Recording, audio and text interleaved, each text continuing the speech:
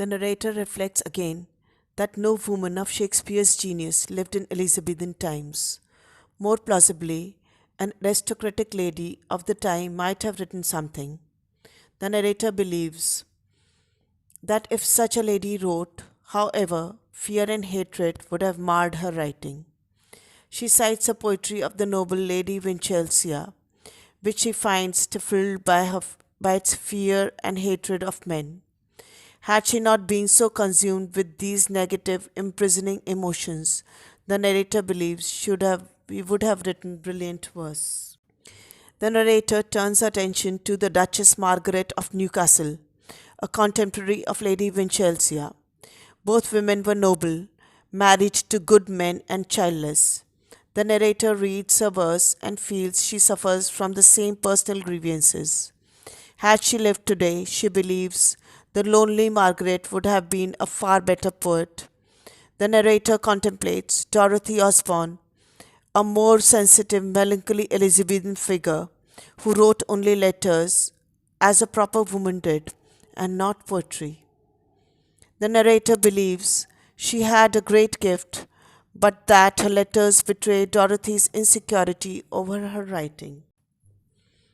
For the narrator, the writer Ephra Behn marks a turning point. A middle class woman whose husband's death forced her to earn her own living. Ben's triumph over circumstances surpasses even her excellent writing. Ben is the first female writer to have freedom of the mind, and the narrator believes she inspired other girls to follow her self sufficient example.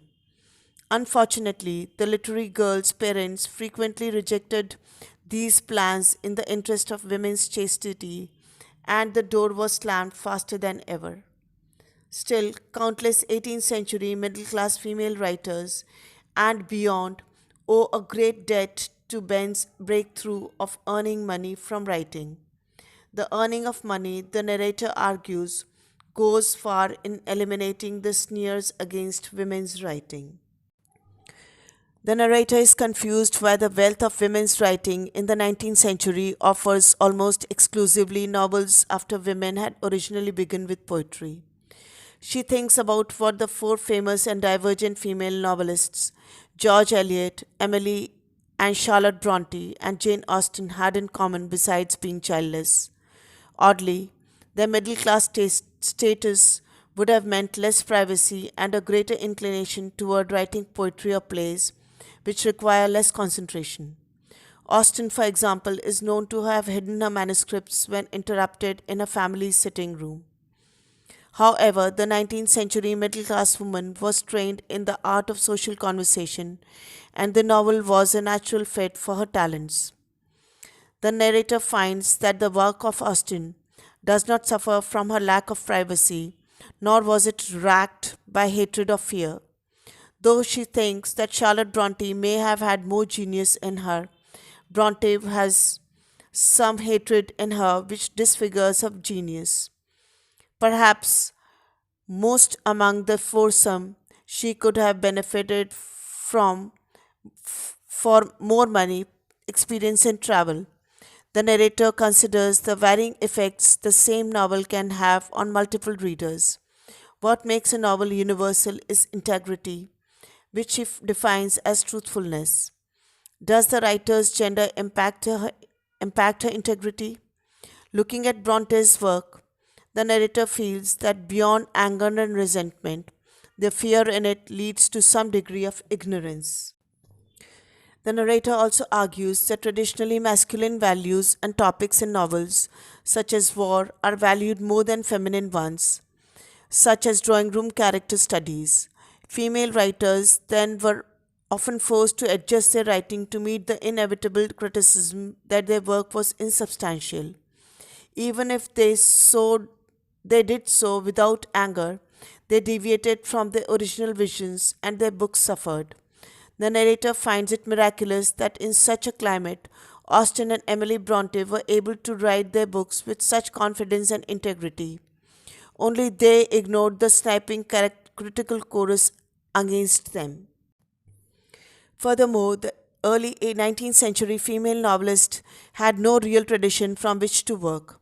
Though she may have learned some things from male writers, the narrator believes that the weight, the pace, the stride of a man's mind are too unlike her own for her to lift anything substantial from him successfully.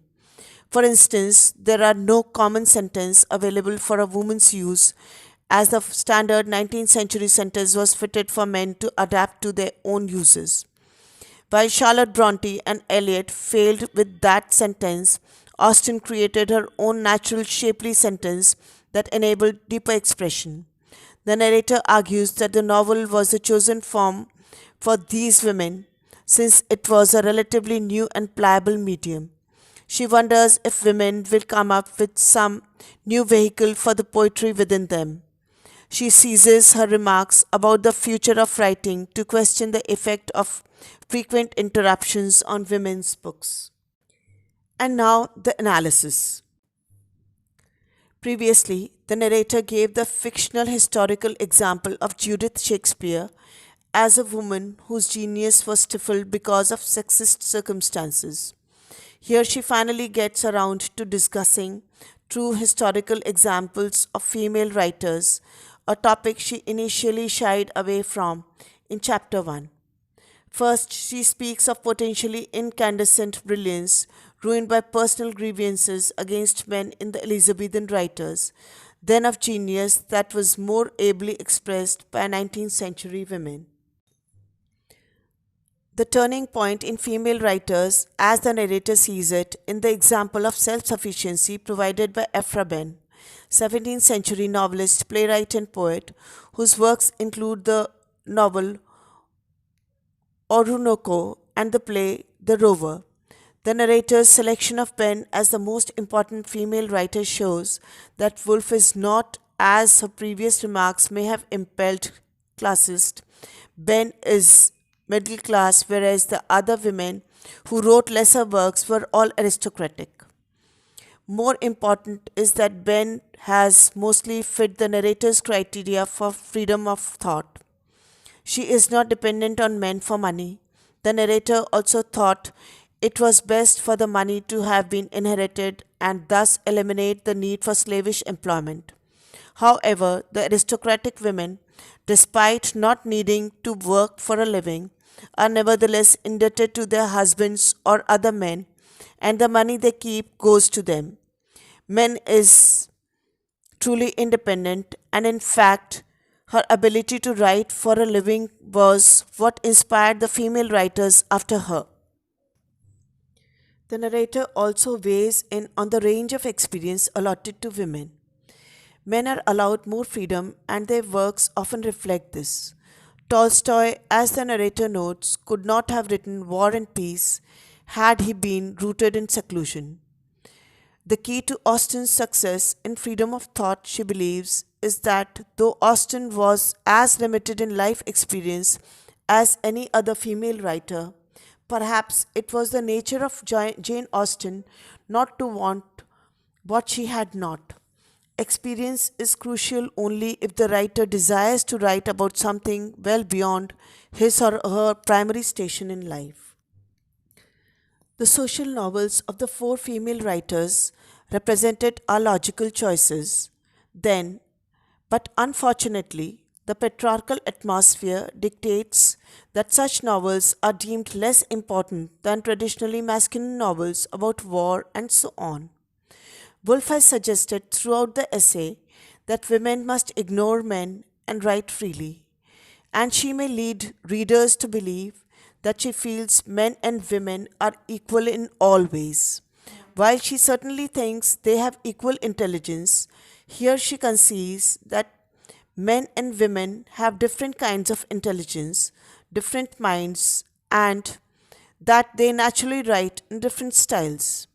Again, Woolf holds to her conviction that women should not simply rebel against the masculine common sentence, but that they should ignore it since it is of no use to them and form their own style. Woolf herself has done this. She did not simply ape the new modernist narrative device of stream of consciousness. but perfected the modified free indirect discourse in To the Lighthouse and other works.